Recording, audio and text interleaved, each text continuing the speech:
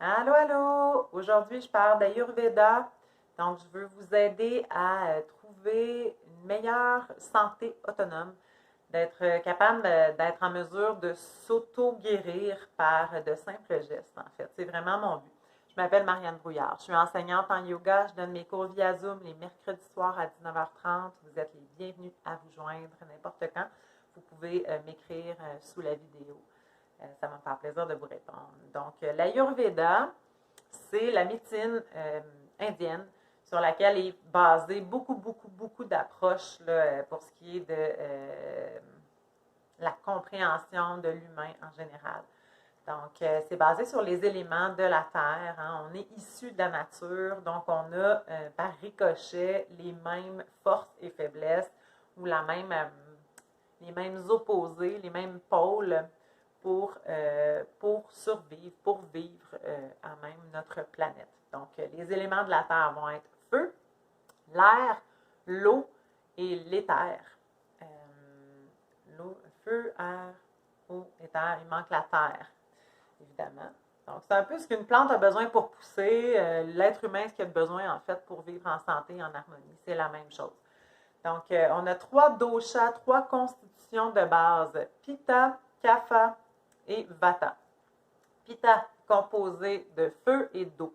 Moi, je me base beaucoup sur le feu pour comprendre ce dosha-là. Donc, les caractéristiques du feu. Qu'est-ce que c'est? Ça le dit un petit peu, hein, quelqu'un qui est en feu. Ça va être les qualités de la volonté, de la mise en action des choses, de la compréhension des choses, la transformation des choses, l'organisation, la passion, mais en même temps, tu as les problèmes reliés au feu, hein, la colère, l'hystérie, le trop-plein de feu hein, qui nous fait bouillir en dedans, en fait, le manque de lâcher prise la plupart du temps, hein, quand on a une idée dure et ferme d'une chose, donc on a peut-être plus besoin de lâcher prise quand on est un pitta. On va avoir besoin de s'apaiser, de se rafraîchir, donc tout ce qui est aliment qui peut nous rafraîchir. Je parle de menthe, de concombre, d'eau fraîche. Bon, il y en a plein d'autres, mais c'est pas le but du vidéo, c'est vraiment la base.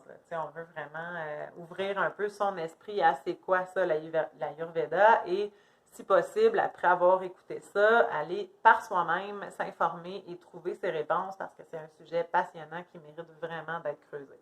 Donc, on a fait le feu et l'eau, le pitta.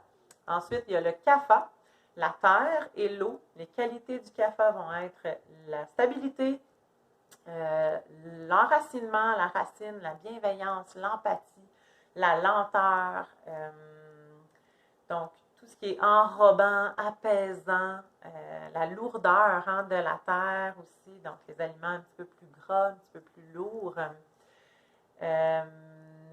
Mais en même temps, bon, on a l'empathie qui est les belles forces, les belles qualités, la tendresse.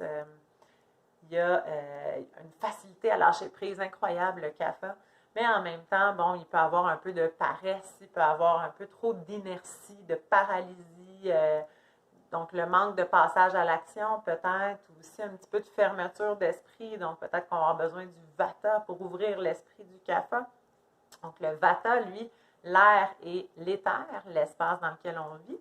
Donc, l'air, les qualités de l'air, le vent, on pense au vent, c'est la rapidité, c'est la légèreté, c'est l'ouverture d'esprit, la malléabilité, l'adaptabilité, mais en même temps, qui dit léger aussi manque d'ancrage, donc on va avoir des problèmes plus au niveau de la digestion, donc c'est tellement léger qu'on a beaucoup de gaz à l'intérieur, trop de vent, trop d'air, et donc on va avoir besoin de lourdeur, d'apaisement, l'apaisement du kapha, ou le feu digestif du pitta. Et voilà, donc c'est les trois constitutions de base. Je vous invite à vraiment approfondir le sujet ou m'écrire là, pour qu'on puisse se rencontrer et en discuter ensemble. Namasté, au plaisir.